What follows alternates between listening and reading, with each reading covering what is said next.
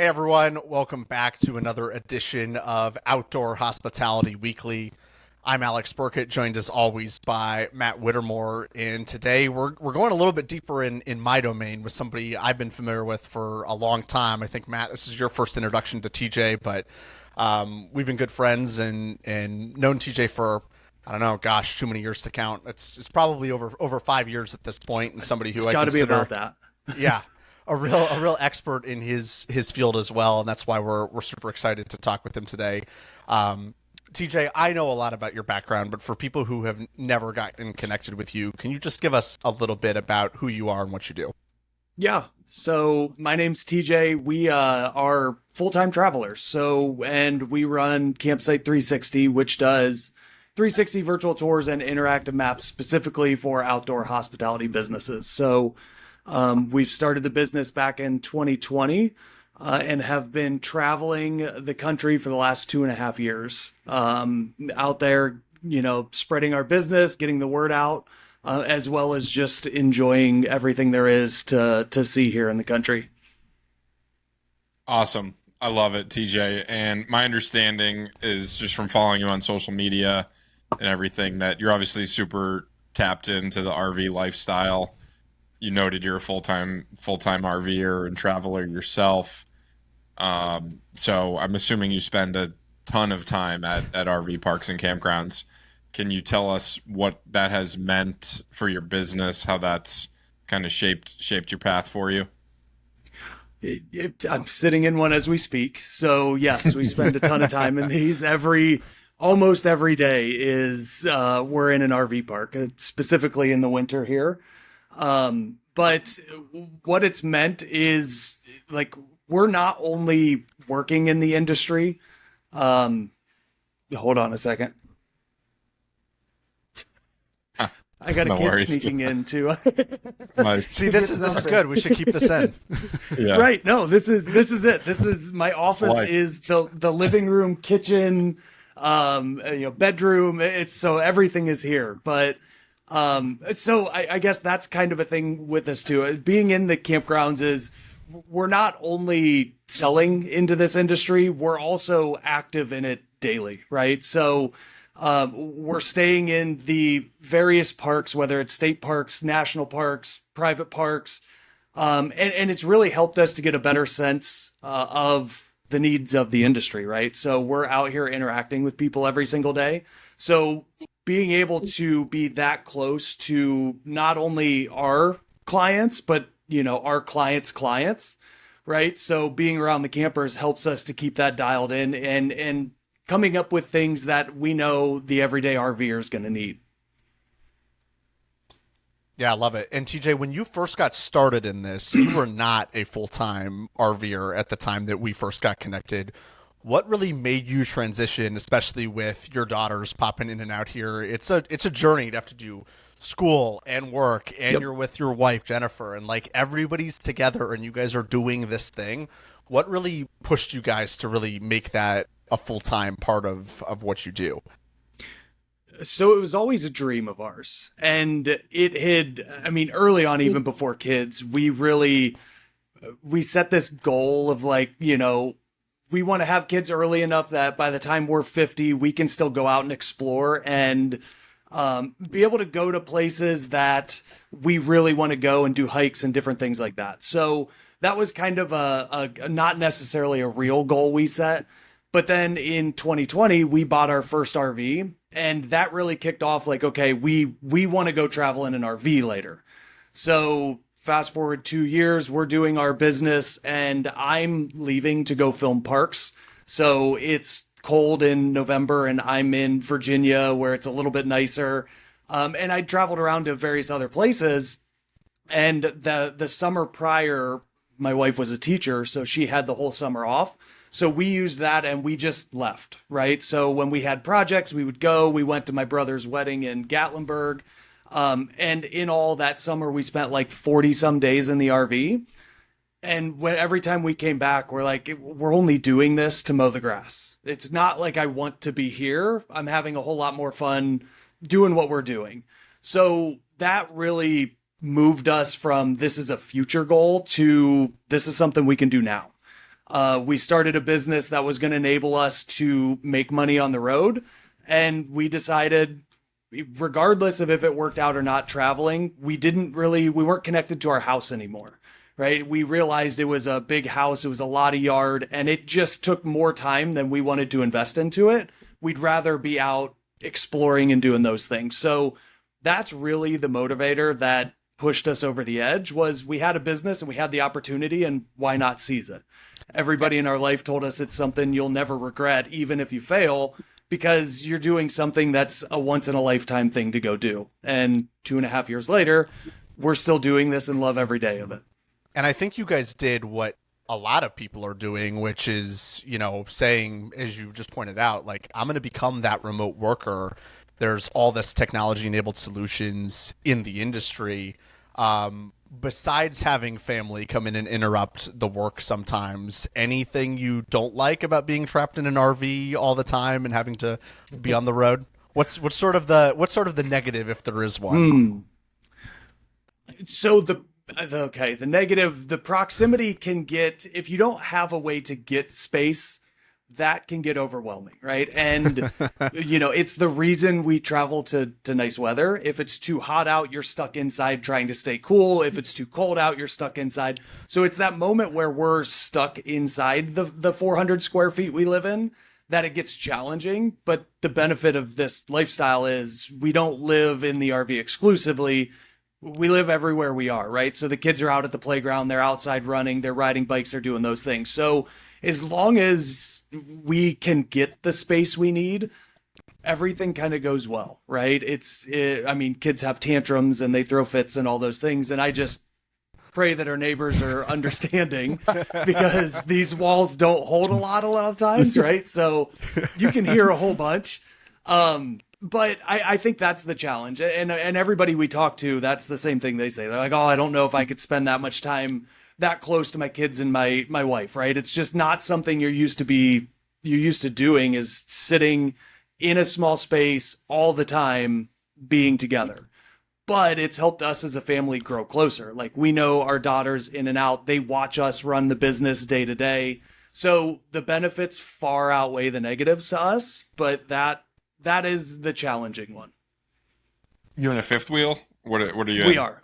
Yep. Nice. So we have a mid-bunk fifth wheel. So all the girls have their own beds.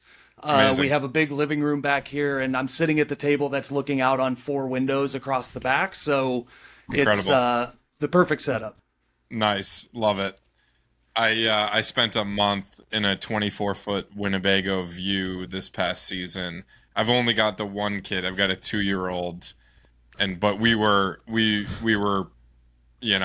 ripping through different states, and we only spent like 3 nights in one location. A few were 1-night stops, a few were 2-night stops.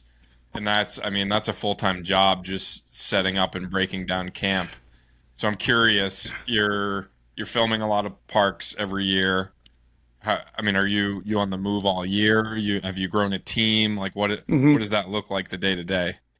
So the first 2 years that we were moving project to project. So it was, 4 to 7 days in a location, and we'd move to the next one. This past year, we made a switch. So we now use local photographers. So we have a network of people that we use to help us film, because it's easier to have all them in multiple places than us be there. So this past year, we slowed down a little bit, and we planned trips we wanted to go on, which, we went out and spent 6 months traveling the West Coast and everything this past summer. So that was our first trip that we planned, not based around solely filming parks.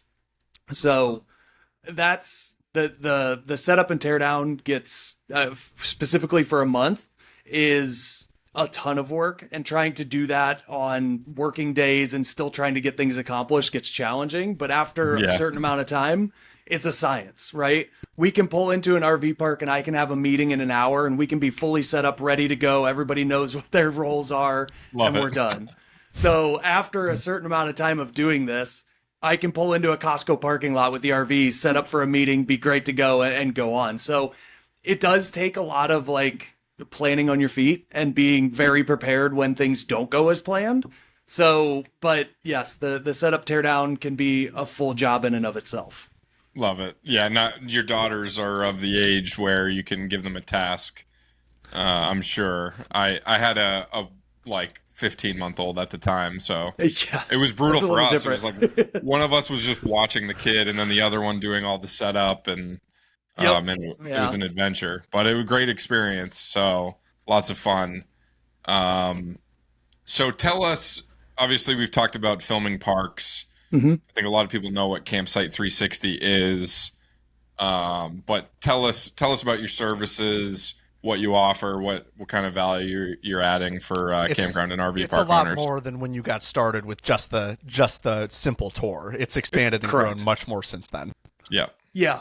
So what we do primarily is virtual tours. So they're all photo-based virtual tours. So the navigation of that is very similar to Google Street View. So it's very simple and intuitive to use. Our tours, we take 360 pictures of all of the campsites, rental units, amenities. We can even go above and beyond that. A lot of the times we'll have somebody come in with a drone where we can get some aerial 360s to integrate into it. We really tailor and customize each of the tours to our clients, right? So sometimes they're looking for a few specific shots or areas to be included, like hiking trails, dog walks, viewpoints, things like that, that we can incorporate in. In addition to that, we tie it all to an interactive map. So the goal is to make it as simple as we can for the guests to find the information they're looking for, whether it's sites or amenities or rentals, whatever they're looking for. We want to make it quick and easy for them to get there. That's evolved to the point now where, we've obviously grown the product in how it looks and how it functions, but we're also stepping up in our interactive maps. We now have an option for a much more interactive map where, we have custom icons, we can do GPS navigation, and we can really kind of give a little bit more control back to the campground owners, where if you need to change site types or you're changing colors of sites and categories they are, we can allow them to do that without having to have a map redesigned or trying to learn Illustrator or however else they're editing those. We're trying to get that back to them because we've had a lot of clients who've had the fire department comes in and they have to renumber everything. Well, that means maps all get done, the tour has to get done, reservation softwares all have to get done. So what we're trying to do is, at least from the mapping and the tour side, consolidate that. So there's, when changes are made, they're reflected across, right? So all things like that we want to make it much simpler for the campground owners to manage and use their map, but also make those maps more useful for the guests. In addition to the virtual tours, we are now integrating reservation softwares into the tours. So what we're able to do now is to take a search filter from our interactive map, show the availability for whatever dates they're searching. That carries over into the tour. So now as the guest is researching, they already know what's available. So we're going to shorten that window from when they're doing their research to say, where am I going to stay, to what's available, and make that reservation much quicker. So now within the tour, you can click on a site number and you can see the pricing for the duration of the stay, any taxes, fees, whatever else there may be there. Choose to lock your site and then go ahead and click make your reservation and process that booking straight through the virtual tour. So that's really the latest developments we've done in trying to streamline the guest research process. And I think sorry, Matt, I think that speaks to as well the consumer behavior with all of this, where, you as an RVer know it better than anybody, right? How people are actually going online, trying to find the information. There's this whole process that makes things incredibly unsure for the guests. And I love that, again, another feature that wasn't available when you started this, the final piece of this to make the booking and track that whole process. What is, and you as an RVer, again, speak to that consumer behavior as people use this product. What are you finding from these customers and the campers as they use this, and what are you guys seeing?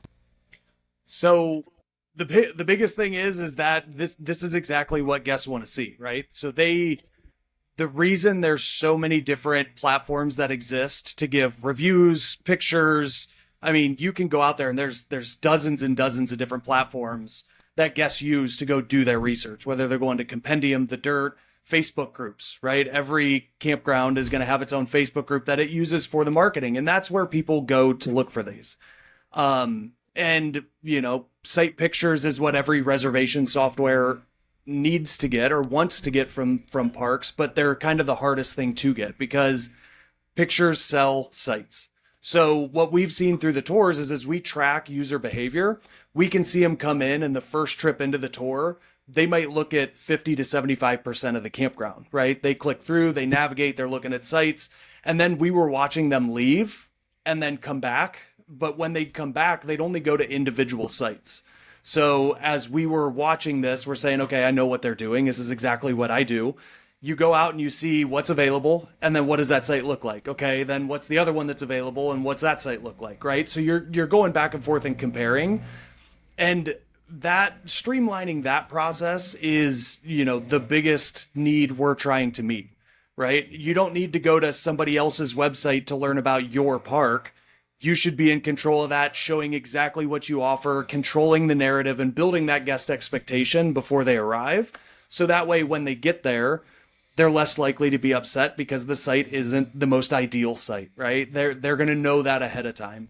Or things that, may not be visible in your standard photos, they're going to see those within the tour. And that guest is going to come in much more prepared for the stay they're going to have than if they came in and said, I thought I was getting a concrete paved site, but I'm in, a full hookup site that's got older, falling concrete or asphalt on it. So it's helping to build that guest expectation and bring in happier guests and leave less negative reviews for the campgrounds. I'm curious, TJ. It sounds like it's quite an undertaking to implement all of this for a campground RV park. Can you dive into like what kind of investment an owner might have to expect to make to implement all of this? Mm-hmm. So it is a big undertaking. I will say from an investment standpoint, it depends on the size of the campground. So we price not by picture, but by site. So we have a good enough idea that we know how to price a park, including amenities and rental units. On average, it's $4,000 to $6,000 for a tour for your typical park. Some go up, some go down, just depending on how many sites they have in total. That also adjusts too for like seasonal parks. We have a lot of customers where we don't film half of the park because it's all seasonal sites. They're not really looking to market those. They have their waiting list. So we're only filming, the first 50% or, 50, 75 sites that are their transient sites. So really it's all tailored and based on the park itself and what we end up taking. But on average, it's $4,000 to $6,000 to have a tour done. Nice. And so mom and pop campground owners and even some newer campground owners are very budget conscious. Yep.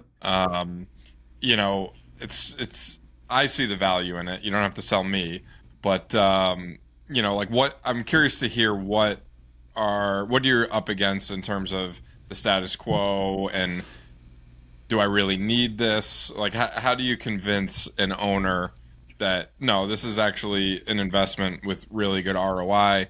These are the results that you can expect to see. Can you dive into that a little bit? Yeah, so I always preface with, until we get, more data from our integrations, I don't have conversions, right? So conversion data is something we lose to the booking software, so we don't know what's done there. So I don't have any percentages on that side, but I do know all of our clients have said, the amount of phone calls that they get in the office drop significantly when they implement a tour, because 90% of the questions that get asked are answered within that tour. So you save manpower on the front end for answering phones.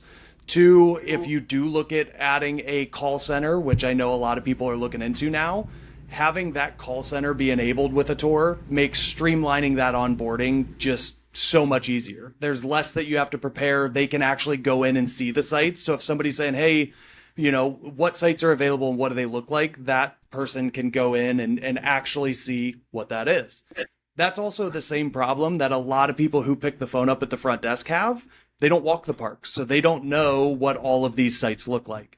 So you're enabling your staff to use this tool to better their day and to help actually provide a better service to the clients.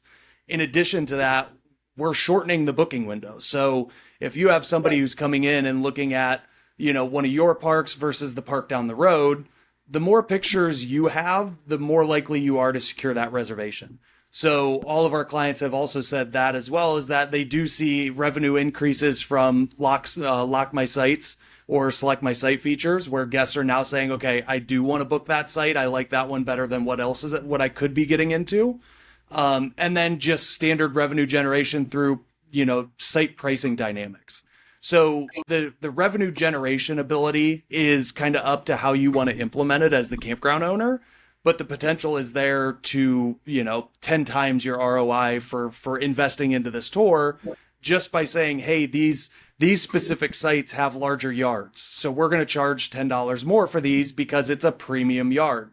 Where before it might have been just in your preferred category and, they don't know the difference. Well, now you can, price those individually. So that way you can have more, options for the guest to reserve and show them why that site's $5 more a night versus the other one. Yeah, and TJ, a lot of kind of what you just went over as far as benefits from the consumer side is something I know you've been spending a lot of time on with your consumer-focused marketing, and we constantly see all the stuff you're putting on Instagram and kind of marketing this to the consumer. How has that been for you as you've gone through that? What kind of adoption has that been? And I know a lot of your parks and clients also get a lot of value from you guys also promoting these products to folks who, a lot of times the parks you have are highly amenitized. They're great sites and great locations all over the country. So you're almost starting to build this network of any of these properties that have a Campsite 360 virtual tour are ones that an RV consumer can confidently book their campsite knowing exactly what it's going to look like when they get there. Right. What is the evolution of the consumer side of the marketing meant for you in the business? So it's helped us to leverage the fact that we do live this lifestyle, right? So we connect with a lot of people. We can take a lot of those stories and relay those over to campground owners, right? So from that side, we get a lot of engagement and feedback through the consumer side of it. But also our whole goal when we started the company was to build this to give campgrounds, a better say in their own marketing and their own personal image.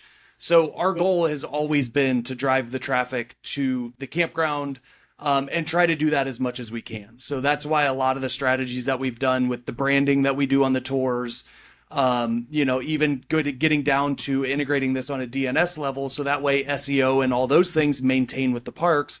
It's not something we're trying to take from that. So everything we do on our marketing side, even to the consumer, is to promote the parks that we work with, right? I love that it's all direct bookings. It's one of the things Right. that Matt and I talk a lot about is, OTA integrations, and we're users of them, but obviously those fees are huge. So yeah, driving all of that all of this is native.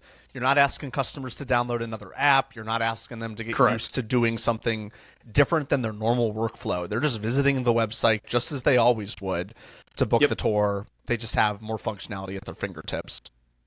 Correct. And that's a big point of kind of where we're going with our integrations, right? We want to help drive more direct bookings, right? So that's been the goal from the beginning. And now that OTAs are picking back up too, in this industry, you didn't have anything until really Spot Tonight and Book Outdoors came along, and that really kicked the true outdoor hospitality OTAs, right? So right now, that's kind of our goal too. We want to help that campground owner secure those direct bookings, to get those more people to their websites, to help the SEO, to build that with time on site, less linkaways, and all those things. So driving traffic to the campground is always and will continue to be our primary goal. And TJ, can you talk a little bit about who some of those current integration partners are? I know you mentioned on the reservation side, obviously we all know there's, it seems like a new reservation company pops up every day. So who are the popular ones that you guys have started rolling out with? So the first one we've completed, which is released now, is New Book. So we just completed that one and are rolling that one out now. We're also talking with Staylist and ResNexus and Let's Camp and several others that we're looking throughout the rest of this year to build that integration portfolio and really expand on that portion of the business. That'll also help us to bring down the initial cost of the tours, which is probably our biggest roadblock, is the investment, right? The initial Right. investment. So by enabling us to do these integrations, we're going to enable more campgrounds to get tours. Love it. Very cool. I love that you have such a holistic, well-rounded view of this industry. You're a full-time RVer. You work with campground owners. You partner with other tech providers and other vendors in the space. So, you're probably one of the top people to ask this question. I'm curious, with your viewpoints, what are some trends? What are some observations from your years in the business? What's coming next for us? What if pull out that crystal ball for us and tell us what's coming down the pipe? That's hard. So there's so many different things that are going on in the business side of it and then the RVer side of the business, right? So what we've seen is, I think everybody's kind of seeing this too, is that reservations are slowing down as far as how early they're being placed, right? So, but the amount of people that we're talking to that are taking big trips has been much more than we saw previously. So I think people are taking those bigger vacations, right? And going to those destinations in their RVs. But I think overall, people are looking for the evolution of the campground. What is it going to be, right? A lot of people see the parks being built and a lot of these resorts and amenities, and it's becoming a little bit more of a, I don't know the right way to describe it, but more of like a hotel amenity feel rather than camping, right? And there's It's huge super aspect, commercialized. right? So there's a huge aspect of the camping community that wants to get back to camping is what it is. And Matt, I think a while ago you had kind of asked on LinkedIn, why do campgrounds allow RVers to pick their sites where hotels don't, right?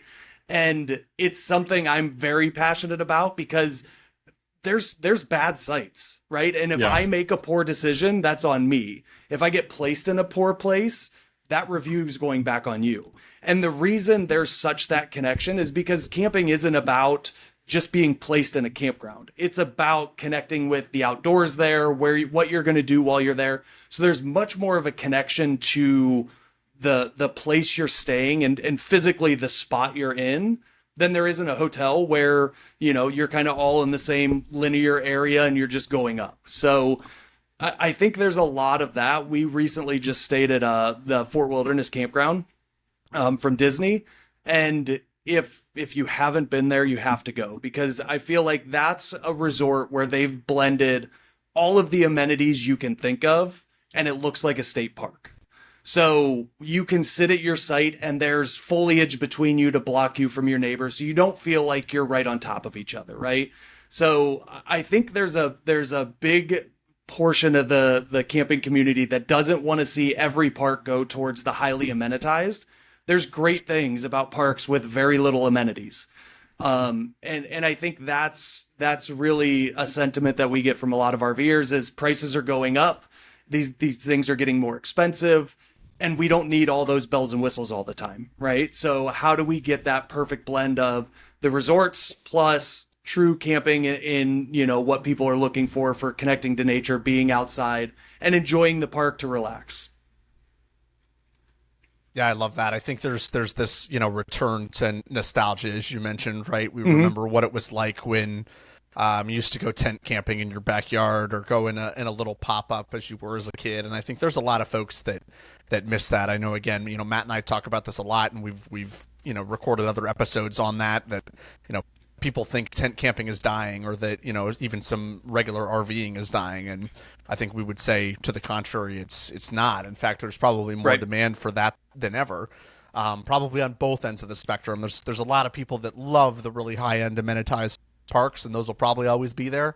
But there's a lot of folks that want that state park camping experience as well, and for it to not break the bank. So I think that's a great trend.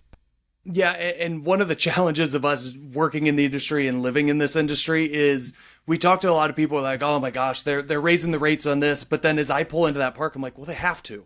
the sewer system's got to be failing here, right? Like the roads are crumbling. Like there's things that needed to be done when this place got acquired that need to drive those rates up, right? So that's the part where it's like, it's fully understandable from my side because I get the inner workings of like why those rates may be raising or what's being done to do those. So we have those conversations a lot of like, oh yeah, the one park we're staying in, we were kind of talking about the infrastructure, and 3 days later, one of the tops of the water valves just pops off and just starts spraying all over the place. It's like, wow, those things were rusting and getting old, and we're like, putting in a whole new water system is not something you do on the budget this campground has, right? So when you get to those infrastructure projects, you have to generate more revenue to cover those. So it's understandable on our side, and I think a lot of education needs to go into the people that used to camp in those places to say, hey, this is what we've done and why these rates are higher. And going back to virtual tours, that's one of the things that a lot of our owners will do. They're like, hey, new ownership, we've done this, come look at this. And now you can remarket to all those people who may not have liked the park before under previous management or had a poor experience. You can now re-engage those people and say, look, yes, the prices are higher, but we've now leveled out all our sites. We've replaced all our sewer. We added full hookup sites, all of those various things to show why these rates are getting more. Yeah, I love it. Matt, any other final questions before we start to wrap up here? Well, kudos to you. I think you're great at marketing. You know, I think you've been on a lot of podcasts and shared what you're working on quite well. I'm curious if there's anything that we haven't discussed that you haven't had a chance to discuss in public. Obviously, want to give you a platform to do that. So if there's anything on your mind, let it rip. I will tell anybody who's ever considering about traveling, you should absolutely go do it. It has completely reframed our life from like priorities and what we thought we needed and really what we now know that we want to do. Traveling has helped us to make our life simpler, has really gotten rid of a lot of the things that I think we were trying to keep up with the Joneses on, right? So you have a great job, you have a big house, your house gets bigger, and none of those things are bad, but there's a certain point where like that's what you're working for rather than enjoying the time you have and going to experience these different things, right? So recently over Christmas, we ended up renting a duplex and staying in Ohio for about a month. And we realized moving into a house for a month, the space didn't change. We lived in a 2-bedroom duplex and we still never used a living room. All we wanted to do was to go outside and walk to the park and go do those things. So we realized the value of our time outside and what that has freed in us too, of being able to say no to specific things and things that we would have tried to achieve or gone after previously. We realized like we want to focus on our family, slow down the pace. It's not about working all day long and then spending a little bit of time with our kids. We integrate our kids into what we're doing every day. Obviously we have a unique situation, but getting outside of where we grew up, which my wife and I both lived and grew up in the same 1 hour radius, even through college and everything else, getting outside of that has given us a much broader perspective on life, on the country, on the various areas of the country, on the various places that we've now lived and not just visited, and being able to see way further than we could before as far as like what we really wanted for our lives. So I think regardless of what happens with our travel, we now have a better center of what matters most to us and what we're going to prioritize over, you know, the things that may be the norms to prioritize. Nice. So I'm going to tell my wife we're selling our house. We're getting a fifth wheel. I'm sold. I'm going to give her your number though. She's going to call you and ask some questions. So you got to watch, because I think I did that to start with. And then we came back from a trip and my wife had already been on the phone with a realtor and had him scheduled to come over. And I'm like, hold on, I don't know if I'm actually ready for this. So she was about 3 months ahead of me on that decision. Even though I planted the seed, she finally got to the point where she was like, we're done. We're selling this. And 30 days later, we sold our house. So amazing. It was be careful what you wish for, Matt. Be careful Yeah, what right. you wish for. But no, honestly, if you were considering it, you did a month, go do 6 months, go do 3 months, whatever it is. Come to Florida for the winter, experience what that's like traveling around. It's a ton of fun, and it really opens the doors for what I thought a vacation was, and now if we go back to a house, what I'm gonna go look for in my next vacation or experience. I think Incredible. that's a great note to leave it on, especially, you go down to 400 square feet, your priorities get magnetized. So Yep. I love that. TJ, as we wrap up, first, where are you guys at now, and what are your travel plans? And then what's next for Campsite 360 as you guys look to really continue to grow over the next year? So right now we're in Orlando. We put our kids into a winter soccer program, so we're here for the next couple weeks. We're traveling jealous. around I can here. tell you, Matt and I being up in New York, it is snowing like crazy the last few days. So I am jealous, Well, sir. I'll send some of this 85-degree weather your way. Love it. So we're here through most of the spring. We're going to be in Florida. We got some various travel that we're doing around here. But this summer, we're looking to head up towards New England. There's a chance we jump into Canada for a little bit. And then from there, we don't really know. We don't really plan more than 6 months to a year out. So still being determined. But that's our travel plans for now. And as far as the business, we're looking to grow our integrations that we're going to be doing, growing the footprint of the tours now that we've kind of put a team in place and we're ready for scale. So that's really what our goals are. We want to do more of these integrations. We want to sell more of the tours as we go out into the community, and really just grow the platform, right? We know how much value it brings to the campground owners, and we want every park to have a tour. Love it. And where can people go if they do want to connect with you and learn more about the business? All the social media channels are really it. Instagram, TikTok, I guess, still for now. Facebook, all of that. And then campsite360.com is our website. Awesome. Thank you so much, TJ. We really appreciate your time and taking some time out of your day to spend with us. It was great talking to you both. Thanks TJ. for listening to Outdoor Hospitality Weekly. As always, you can catch any of the shows anywhere you get your podcast, all over socials. And we hope if you found a lot of value out of today's show, you'll give us a 5-star review, share it with another park owner who might be interested, and we'll catch you back here next week for another great interview. Thanks, guys.